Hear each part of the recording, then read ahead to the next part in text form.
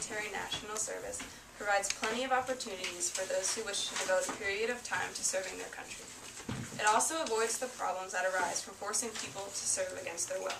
Just recall the turmoil caused by the draft during the Vietnam War. As my partner Julie stated, if you do not want to be in the military, you're not going to work at it.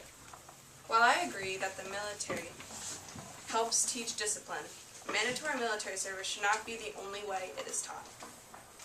Sydney was arguing that the all-volunteer force is not prepared for war, but all the personnel and the soldiers, they go through training and are fully prepared for any situation. Requiring national service would weaken the military by bringing in a flood of people who do not want to be there, and who may not be committed or well-suited to military services. It could also take a toll on the economy, as it would be a big drain on labor resources. Usually, if an 18-year-old man decides he wants to enlist in the Army before he goes to college, the military will pay for his college when he is done serving. How can the Army afford to keep doing this policy with all the new recruits it would get?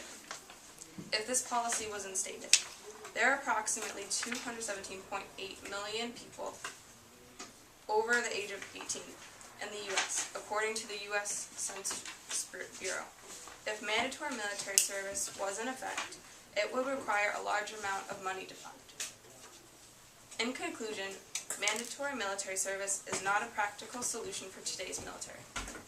The U.S. is fighting a war with the volunteer military in both Iraq and Afghanistan for more than 8 years, while continuing to meet ongoing obligations around the globe. For more than 35 years, the all-volunteer force has served the nation well and should continue to serve it. When it comes to national security and the military, we need above average, not what a conscripted force would provide. Thank you.